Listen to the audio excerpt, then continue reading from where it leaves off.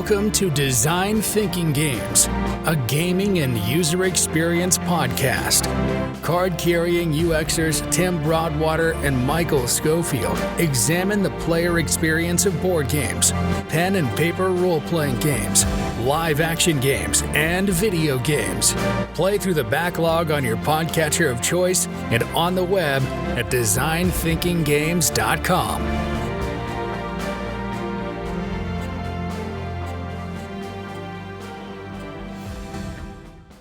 I'm Jared Kaplan, and so I am one half of Lonely Hero Games, and my day job is in marketing, and I have a marketing business with a business partner where we do web design and social media marketing, those sorts of things. And I also work for a resort where I do all of the web and marketing stuff there. Well, I'm Chris Kincaid. I'm the other half of Lonely Hero Games. I'm from Beckley, West Virginia, but currently live and work in Morgantown, West Virginia. My wife's family's from here. My day job, I'm a family medicine physician. I currently work for WVU and an associate professor there. Let's see. That's pretty much it, straightforward. I mean, that's my day job, and every other minute is babies and board games. So I guess the first thing we kind of want to know is, how did you come up with Lonely Hero Games? It's a very unique name. So Lonely Hero Games, we tossed around a few names, but we kind of landed on that one a little bit early. I'll let Jared chime in with any additions here, but pretty much the way it kind of always resounded with me was whenever you're playing a game, even if it's a co-op game or a team game or even a video game, it doesn't really matter who else is there. You're always you're the center of your own movie. You're always the lonely hero of your own story, regardless of what other things are going on. And that just kind of fit, because also you think about the gamer person is often or at least historically, kind of the nerd or sometimes the outcast, and yet, we like to create situations where they get to be the hero, they get to win, they get to be the champion. That's how it always rang in my head anyway. We just needed a name, and then this name, I can't remember how it was first said or whatever, but it was just this kind of is weirdly perfect, How did you, backstory wise, how did you two ever meet each other? Yeah, so we have mutual friends who, a close friend of mine and a close friend of Chris's, they became friends. And then through them, then we all started getting together as a group to, whether it was to watch movies or play games, mostly play games. We all started getting together, and then Chris and I, there was just a couple times, we just sort of hung out later than the rest of the group, and hit it off and just really formed a nice friendship. And one night we were having a board game night, and no one showed up but us. And so, we just started talking about a game that I had an idea for, and Chris, was excited about it and just wanted to dig in. And then it was just okay, cool. And it was just sort of born that night. How it all came together. Did you guys work from any kind of playbook or some any kind of blog about how to even start making a game, or did you just wing it? Really, I would say no. At least from the beginning. So at the very start, it was more of oh, here's an idea for a game. And I think most people at some point have had an idea for something. A lot of people games, a lot of people, wouldn't this make a cool movie or a cool book or whatever? And, a lot of times, I know myself, I've had those thoughts. I've probably thought of 7,000 movies in my head. But this time, when you get together with a person and you start talking about it, it's well, this is real. We're putting stuff on paper. And from there, it was just sort of writing down ideas and how it could work. We didn't really get into the how-tos of anything until it came to more of things like production and running a Kickstarter and those sorts of things. But in terms of designing the game itself, this might be a bad way to do it, but for our first game, but we just sort of did it. I mean, I don't know if Chris remembers it any different. Maybe he can provide some more input on that. No, I agree. We didn't really take it from well, let's research how to make a game point of view. We just said, well, we play a lot of games. We're both smart guys. We both have a certain skill set. Let's just make one. And we already had a pool of friends who we could try it out on.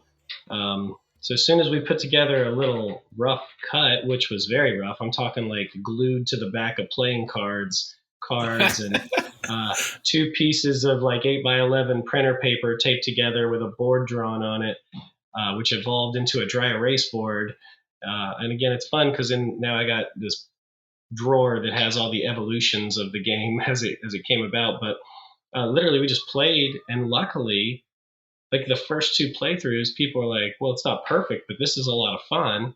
And then you just tweak it till you get it right. And honestly, we were just kind of blessed there in the beginning, because some of the stuff that's very hard, in hindsight, trying to make new games and trying to work out the bugs, it just sort of gently happened for that first game. It just worked, and we got it right early, and things just fit. And then all we had to do was show it to people. And that's where he said, we kind of researched, okay, well, we should show it to friends and they like it. Now let's show it to strangers, and okay, they like it too. And one of the great things about our first game was that everybody enjoyed playing it, even if it's not your type of game.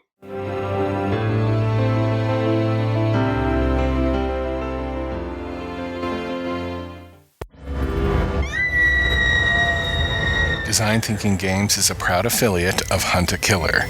Enter the world of Hunt a Killer in their newest murder mystery season, Mallory Rock. This realistic murder mystery game delivers high-quality, handcrafted evidence that brings a fictional case to life. Can you solve a mystery with Hunt a Killer? Go to designthinkinggames.com/huntakiller or click on the banner at the bottom of our website.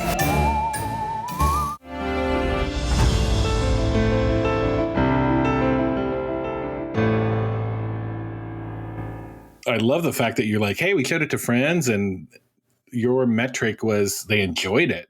And so when you started showing to strangers, how did you show it to strangers? What strangers?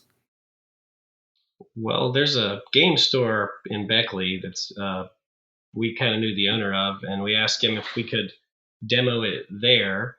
And that was our first one with real strangers. Like we demoed it earlier than that with people who don't necessarily play games, but we knew, so they're always nice to us, But when we sat down and explained it with strangers, which was really more of a test of the rule book because we were confident on the game for a lot of it, but they liked it. They were having fun. And the best part of watching that is when we're no longer involved and the game takes over. Like they're laughing and joking. And in our game, it's that game is a social deception game. So they're like calling each other out, and it's getting a little heated in places, but people are laughing.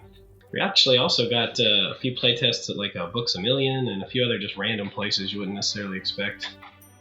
What other places apart from Books A Million? Some random people invited us.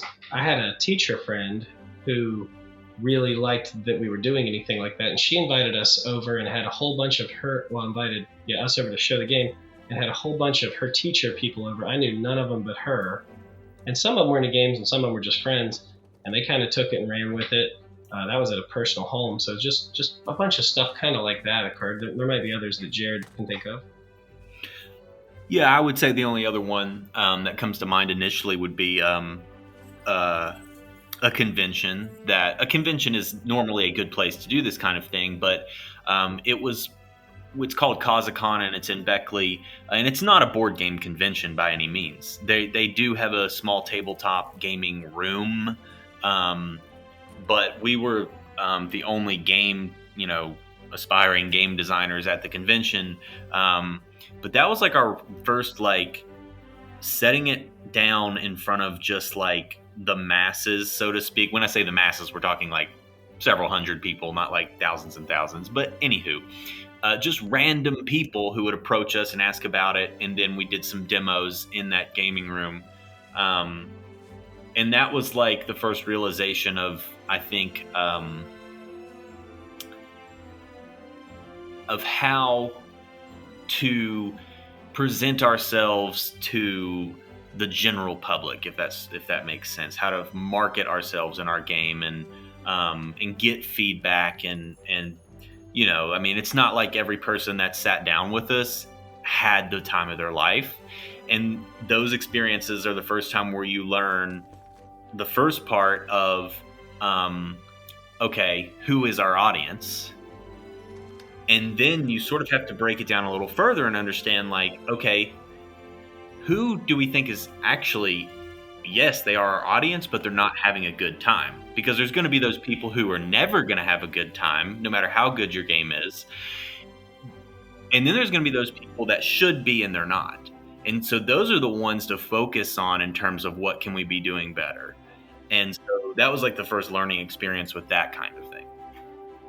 So like you listen to stuff that users say or the players say, and you have to, can you speak to like, well, I think you spoke to it, but it's like some stuff, you're very focused on the people like they want to like the game, but that's your improvement metrics right there. And then there's other people who, I'm assuming if you're talking about hundreds of people, like you're showing it to and demoing it at a con, there's just people who are like, meh, and kind of keep walking by or may say something. And you have to know how to say that that's not really, we'll take that suggestion and put it in file 13 or whatever.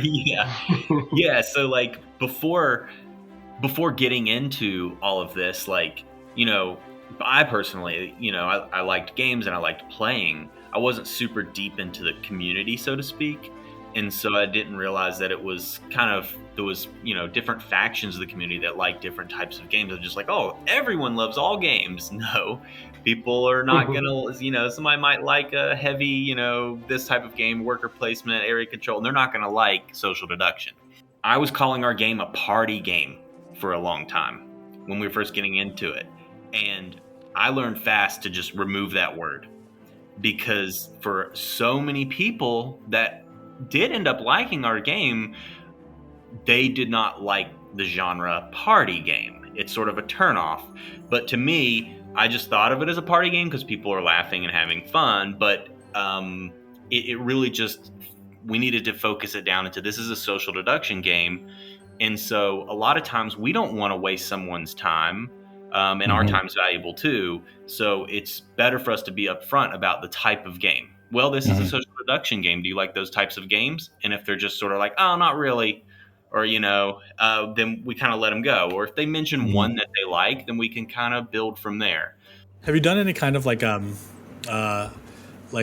purity of just being able to say like this is the type of game it is and go find those people feels foreign to me in my line of work. Like did you ever have to do with any of your games any kind of like product market fit? So it's this type of game, but we notice that there just aren't enough people in that niche, so we're going to change it into a different type of game?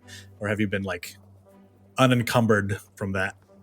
Yeah, I figure there's like an elevator pitch, right? Like you have to be able to deliver it in a small time as well. Yeah, boy, we've gotten good at that at cons, because you have people walking by the table and you just give them like there's definitely people you look at and who kind of walk by the table and they only need the 30-second pitch, but there's other people you're like, okay, this guy is definitely really on board. He gets the 4-minute pitch, But so two things with what you asked there. First, you can't please everybody with every game. So if you sit down it's better to make a good social deduction game and sell it to people who want to play social deduction games than to try to make it broader and, hey, this is a sort of a social deduction game with this, because a lot of times you compromise what you set out to do if you try to please everybody. So kind of like you'd said, you just target your audience, which is why we demo this game in the Deception Room at Origins. So that's a room, it's basically a floor, essentially, a big ballroom where all they play in there is social deduction games. So people go around from table to table every few hours playing a different one, and all those people love those. I mean, they're your core audience. There's no, playing with them is very different than playing with strangers because they're there for that. Whereas when you're at a different type of con or an open gaming area, you kind of got to sell it a little different. And a lot of people, because social deduction is not a huge genre, a lot of people like that. They've just never experienced it before. And some people do. I mean, there's been people who've sat down and obviously you could tell, this isn't going to be the game for their Thanksgiving. But there's others who we've been going to these cons now for a few years, and they'll come back and be like, hey, I love you guys. We bought this game 2 years ago. It's our Thanksgiving game. It's our Christmas game. Our whole family loves it.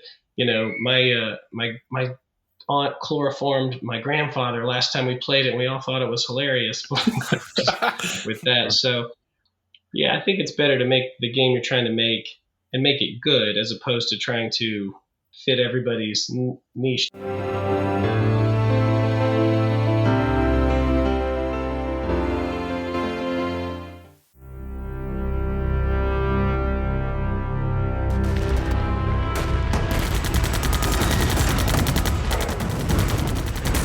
A well-designed war game is hard to make.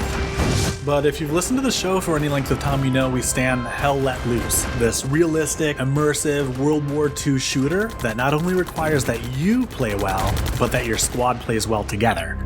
And well with other squads. There's no HUD, there are no scopes, one shot and you're down. If you can't fortify, flank, and suppress as a team, you lose. And because of that, in my opinion, Hell Let Loose deserves many game awards. If that rings true and you want to help the show, consider downloading it through Gamersgate. No, not that Gamersgate. The Gamersgate that came before the controversy that hijacked the name. Gamersgate is the world's largest online store for PC and Mac games, more than 4,500 of them. And if you download Hell Let Loose or another game through designthinkinggames.com/Gamersgate, it'll help us keep the lights on. I'll see you on the beach.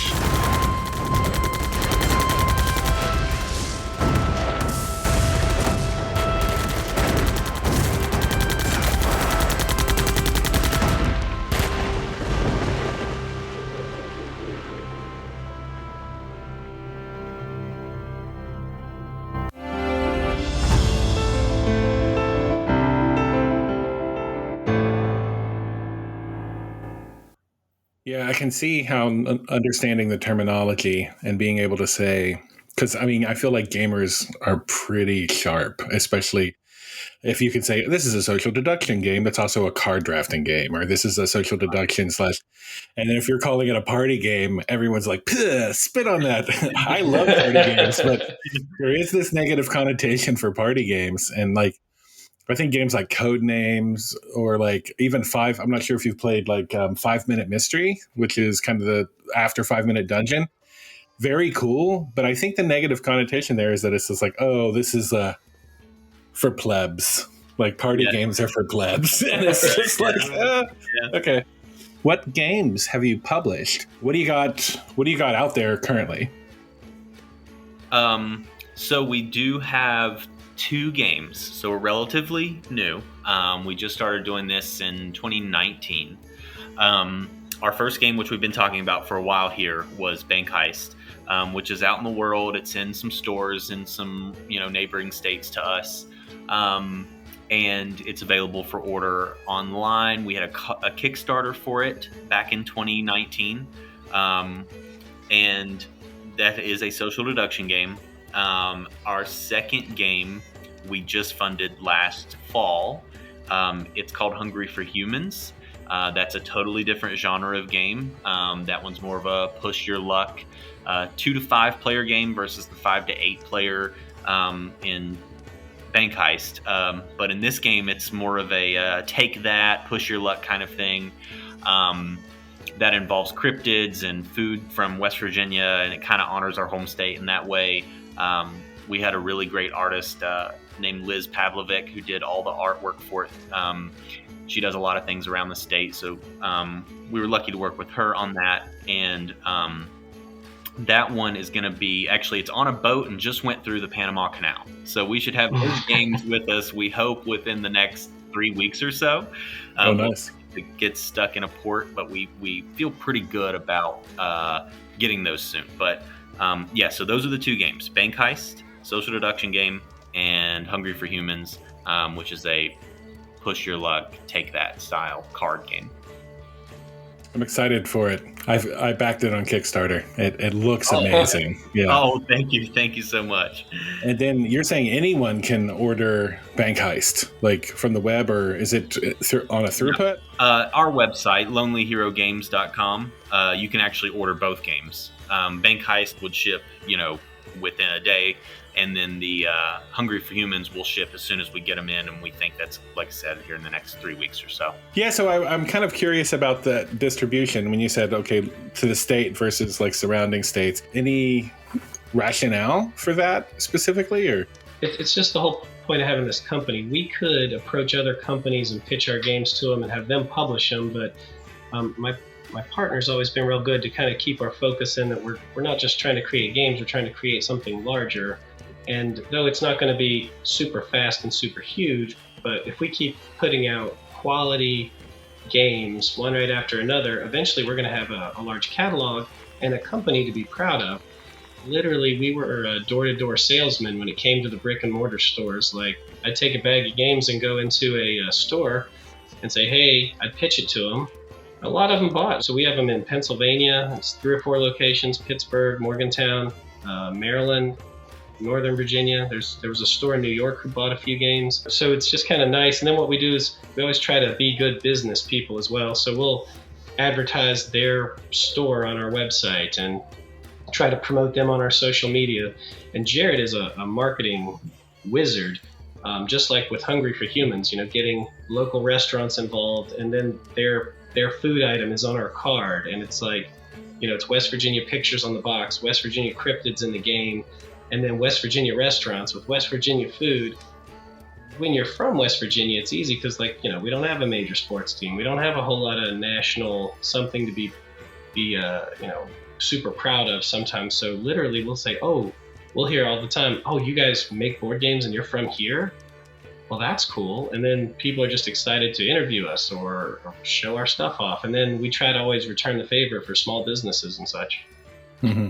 And I would say on the whole distribution side of it, the other thing that is kind of key for us is just the size of our business and the amount of games. Like Bank Heist, our initial run on that's 1,000 games. And so if we're throwing that on Amazon, it's possible that we'd sell them, but it's at what margin and that kind of thing. And it's almost better too, because we know we'll get through these games at some point. But this is going to sound kind of strange maybe, but there's quality of sale. And if you sell someone in person when you don't have that many, and they remember you, they remember your company, they remember the experience, selling them in person and that sort of thing, it goes a long way towards building our brand long term. And like I said, when you don't have that many games and you're dealing with board games, you're already dealing with razor thin margins. It's just better if you're able to. But if you go through a distributor and then when it goes to wholesale and all those things, there's percentages that just keep getting cut down further and further. And this is not something that's making us money already. So we definitely didn't want to put ourselves in a position where we're losing money doing it.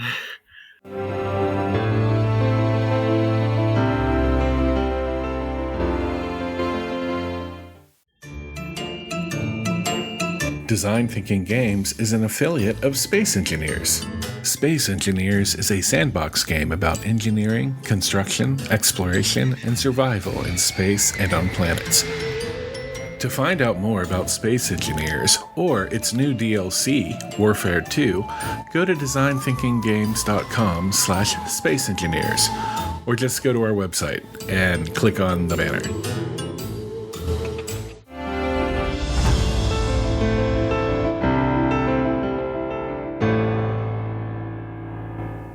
A lot of people would love to get into game and game designs, right? And then a lot of people have I don't even know where to start, or I can understand how to get play testers online, or I can connect with communities and I can build a version of it in Tabletop Simulator. And I'm sure you've heard kind of all these things, but I more so want to focus on if you had to give one piece of advice or to anyone who's wanting to get in kind of game design, anyone who's where you were X amount of years ago, what's the advice that you would share with people who are wanting to design their own games? The first thing is just sort of like an inner belief. Like it's first, I think you just need to understand that it's possible. And it's not like, it's easy to get into that mindset that like making games or making anything for that matter is like a world reserved for a special few. It's not. It's something that is possible if you're willing to put the time in. And frankly, like it's not the kind of time where you have to like drop everything and like give up your job and like neglect your family and that sort of thing. It's just, those few hours a week even. So it's just first understanding it's possible, being willing to put some time into it, and keep up with the time, and not just like a few hours every 6 months, but like, weekly, you're putting something into it. But then more of like an actual action outside of like the belief part of it, is connecting. There are we're blessed in this day and age to have these online communities in places where people are willing to share their knowledge for free. It was the most amazing thing to me to find these groups when we first got into this, especially for like the Kickstarter side of it, where I could go in and drop a question about how to approach something on Kickstarter, and within an hour I had 7 to 8 people telling me 7 to 8 good things. So I think is find your community and then be willing to ask questions and not be afraid to look like you don't know, because you don't, and people don't care that you don't. That's why they're there to tell you, give you the information you seek. So, yes, I would say join a community, an online community, a Facebook group, or, Reddit, whatever it is that you use. There's people out there that are willing to help and use that help. Obviously, anything that's going to be good requires hard work. And like you said, we both have, Jared has like 3 jobs. I have a job, I have a busy family. But, just take that time, that extra hour here, the 3 or 4 hours you can squeeze out on a weekend and work on it. And then the nice thing about a game, making a game is you can play with it. So you go have a get-together or a family function, and if your family works that way, we play my games every time there's a holiday. My family actually really likes them, which is nice because they can phone it in for the first year and then be like, all right, we want to play what we want to play, but they actually request them. The other thing is, and that it's very easy to say but very hard to do, is to learn to take criticism. And people will give criticism in less than soft ways sometimes, and you don't have to necessarily digest every little nugget of criticism thrown your way, because sometimes people just give an opinion as opposed to constructive criticism. But I know even with Jared, he and I will work together on something, and he'll say something that I gotta take a couple deep breaths and go, man, I just don't know if that makes any sense, and then it will. And I know I've probably said some things to him when we're kind of fine-tuning a game where he's kind of got to chew on it for a little while before we agree. But yeah, just taking criticism from people who are there to help, and from people who you don't know, and just not being in a hurry with that. Doesn't mean you got to change something every time somebody says they don't like this or they think this is a little clunky, but that's a skill that I think maybe is sometimes lost.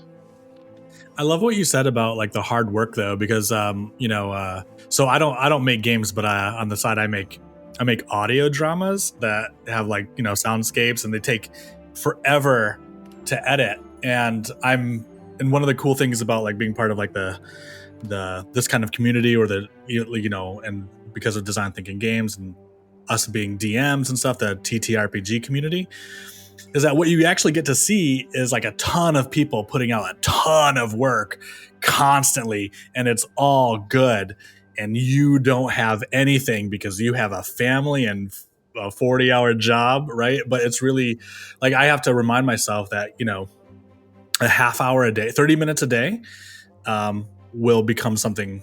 Well, the episode will be great in the end, or something like that. And it's just that constant reminder that it doesn't matter if you're a fast worker. It's just that you work, right? That's just that you do it, and it's deliberately timed. It's a consistent downward sustainable pressure, because you can burn out and then you're not going to ever do it again. I always think like just the fact that like, hey, this is work, and managing that work and being okay with the fact that the pace is variable helps a lot. So you just need to hear it. Sometimes I need to hear it, Well, and sometimes it's perspective. Like, my day job is very real life and very real life. And, but it's also, I have to be type A in that day job. So I get a phone call, I'm answering it within 20 minutes usually, or calling somebody back, and I'm, shuffling through so many people coming to see me every hour. And then sometimes like I'll slip into that with the game making, and it'll make me crazy because like, oh no, it's not fun like that. That's not my fun job. But then you got to think, okay, if this comes out in 3 days or 3 months, who cares? Like, it's not going to change anything major. There's not a deadline except for what I put on myself. Let's just keep trying to make quality stuff as opposed to cut corners and rush it or get burnt out with it, like you said. And again, this is like a passion project for me. This is, I relax and I enjoy it. And honestly, like, selling a few copies of Bank Heist, having that little tiny balance in our Lonely Hero Games account means more sometimes, and some days it's just I'm prouder of that than I am some of the other stuff. How do you want to tell or communicate to people how to connect with you or support you? We try to be fairly active on social media, especially I would say our Instagram is where I spend the most time sort of posting on our behalf, and Chris gets on there on occasion as well. And we're Lonely Hero Games on everything. I think at this point, Instagram, Facebook, Twitter, we have a TikTok, but we're not active on that really. But yeah, lonelyherogames.com. People can contact us through the website. There's a contact form. But yeah, if people want to reach out, like any way they want to, they can DM us on anything. Like, we want to talk to people. We want to engage with people that like our games or just curious about our games or whatever it might be. We sort of do this not to be like, that's the best part about doing this is getting together with people and seeing people and meeting people. And like, I have people that I consider actual friends now that I've met in the past 3 years going to conventions. They don't live anywhere near me, but it's like I know them from online, and I know I get to see them twice a year at Gen Con and Origins. And but yeah, so people want to reach out to us, like lonelyherogames.com, Lonely Hero Games on most social media platforms.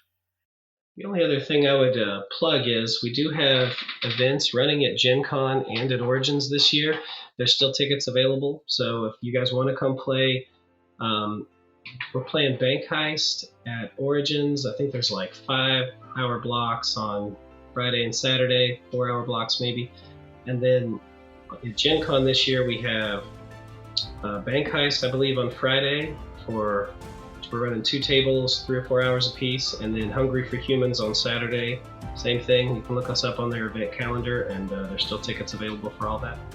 Give us a like, heart, or follow on your podcatchers of choice. Subscribe if you aren't to Design Thinking Games. We are on Twitter and TikTok and Twitch as Design Thinking Games. And if you heard potentially like a really excellent ad spot that Tim or I designed, you too could have one of these. We are fairly affordable, and I'm just excited to help people elevate their voices a little bit. So consider supporting us any way you can, or on patreon.com/designthinkinggames. Thank you for listening to the Design Thinking Games podcast. You only have so much time, and it means a lot you shared it with us. To connect with your hosts, Michael or Tim, visit Design Thinking Games on TikTok, Twitch, and Twitter. DMs are open. You can also check out designthinkinggames.com, where you can request topics, ask questions, or see what else is going on. Until next time, game on.